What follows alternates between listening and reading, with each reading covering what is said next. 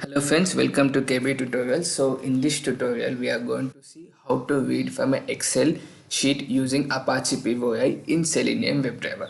And reading from Excel sheet is very important component when it comes to Selenium, because most of the times your input data will be coming from Excels, and it is one of the primary component you need to know when you are implementing data driven framework in Selenium. So in this tutorial I'm going to show you the step by steps and what are the things that we need to keep in mind when we are trying to implement this concept. So as you know that Excel sheet, so let me open my Excel here. So this is a Excel, guys. So this is, let me show you in the properties of Excel XX type. Okay, and this is nothing but a workbook. It is nothing but a workbook. When I open my workbook, I could see sheets. Okay, so the number of steps that we need to consider here is, I have written down here. The first thing is a workbook. Workbook is nothing but the entire Excel sheet. Okay, entire Excel. Then in this you have individual sheets, right? So you need to get the sheets. Okay, once you get that, then you will have number of rows here, so you need to get the rows. Then once you get the row, let's say I have got this row, then I can go and get that particular cell, right? So getting the cell will be done. So in this way, when we actually just visualize like how I open my Excel sheet manually and how do I identify the sheet, then row numbers. If we visualize this manually, the same concept will be implemented in automation. So to do that, to do these steps like getting the workbook, sheet, rows, get cells, we need a library, right? So for this I'm using Apache PyVI. How you can download is simply go to the Maven repository here, go to the Maven repository and you can download this. Okay, I have used 3.9 version, which is actually more stable version, so I recommended you guys to use this. I'm going to put it in the comment section so that you can directly go and copy paste in your Maven. So once you put this, you directly need to save this, then it will automatically get downloaded. Okay, so I have developed this small script here. Let me run this and show you the output, then we'll see how we can implement this step by step. As you can see here, number of product result, I got this, right? So here if you see I have this, so simply use this.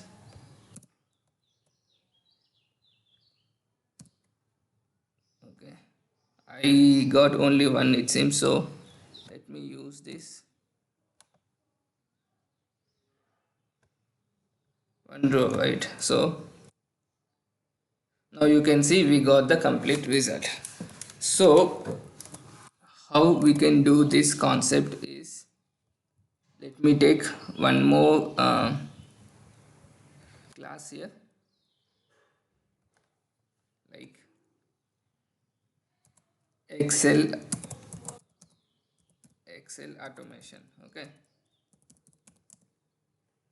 go here, keep public static void main string args. Okay, then as I am explaining here, you need to get the workbook object first. So how can I do that? Simply go here and use workbook w. Okay, now if you just put on top of this, now you can see we can import this workbook from user model. Okay, but before getting the workbook, it is a file, right? That Excel itself is a file, right? So I'm using file concepts here. File,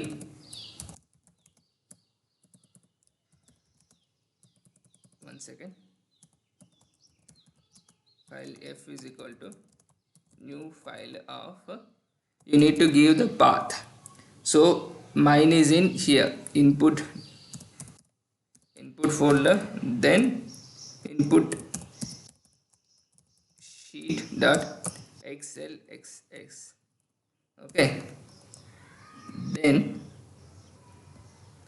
here I need to use file input stream. Input stream FIS is equal to new file input stream of F. Just import your file input stream. Then it will throw file not found exception, so you need to catch that, because when that file is not there, then it will obviously throw file not found exception.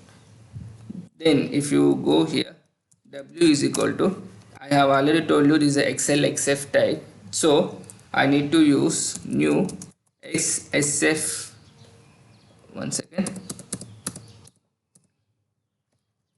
Here, new XSSF workbook of file input stream.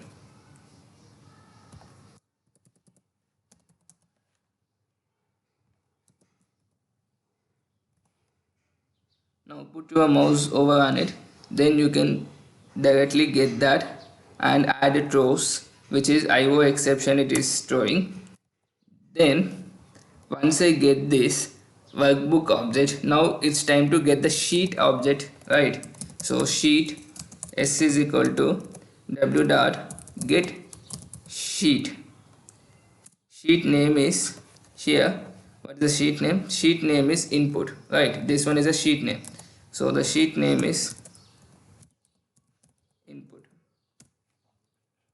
So import your sheet object here. So once I got the sheet name, sheet here, what you need to do, you need to get the rows here. So for that, okay, how many rows are there? If I know how many rows are there, then I can loop through it, right? So number of rows are nothing but integer object. So I'll use int rows is equal to s dot get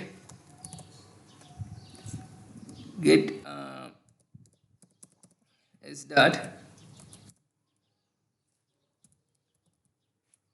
get last row name. Okay, just use sysout here and try to get the row number,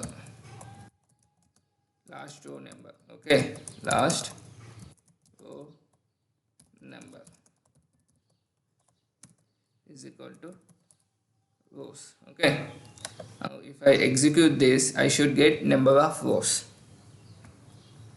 and number of rows are 2. Okay, so this is indexing from 0 it seems. So what I need to do is simply go here, apply for loop int I is equal to 0, I less than or equal to rows, then I plus plus. Okay, apply the for loop here. Once you do that, what you need to do, I got this row, that I need to put it in the object of row object. Okay, so row is equal to new is equal to s dot get, if you see here, get row, which is asking for row number. Row number is nothing but I here in the for loop. Now import your row here. Okay, once I got that, I got this entire row. Now I need to get the cells here. How many number of cells are there? I need to get that. So to get that, I need to here 2 are there, right? That means I need to loop through it. To do that looping, I need to know how many number of cells are there first of all.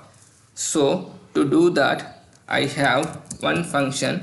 I'm just using that in sysout here, that rows dot get here rows dot row dot get cell.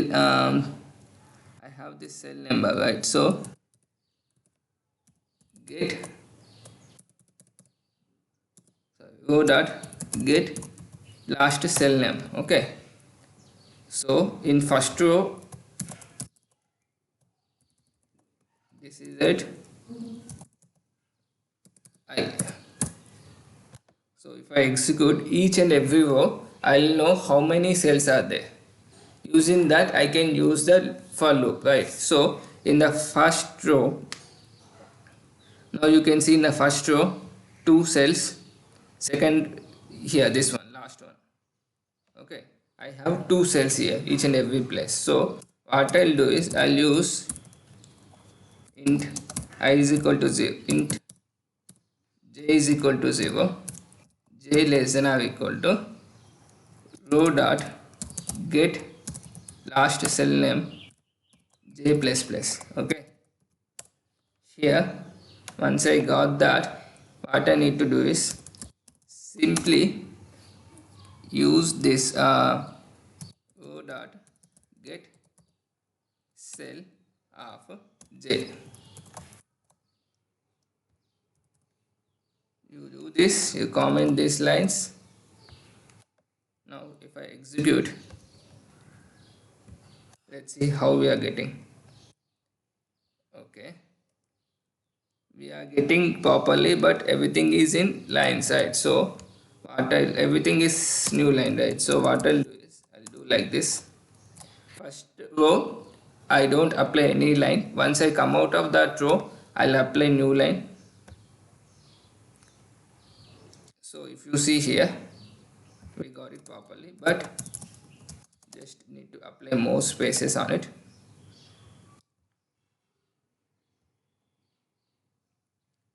Now if you see number of products, number of RES, okay, result. Then we got selenium 20.0, okay, it is coming as a now del 50.0. This should be in the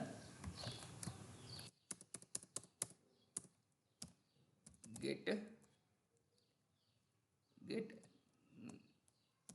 we have anything called get int, something like that.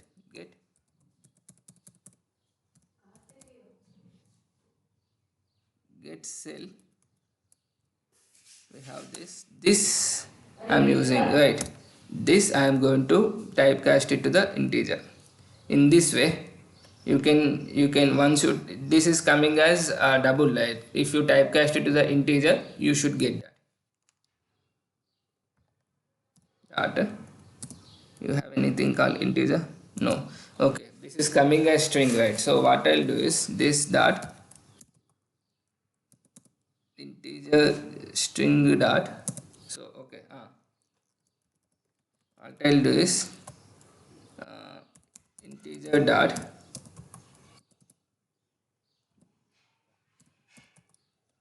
pass int of this. Okay, pass int of string. So I'll use this.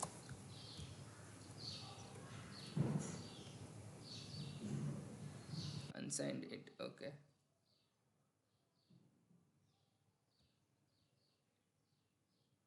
Okay guys, I don't think it's a big deal. That we are going to see how we can change this. The one way is to simply go here and put like this, so it will come as a string. If you want it from programmatically, we'll see how we can do in our next videos, because I'll be implementing data driven framework using this, so it should get covered over there. Let me run this.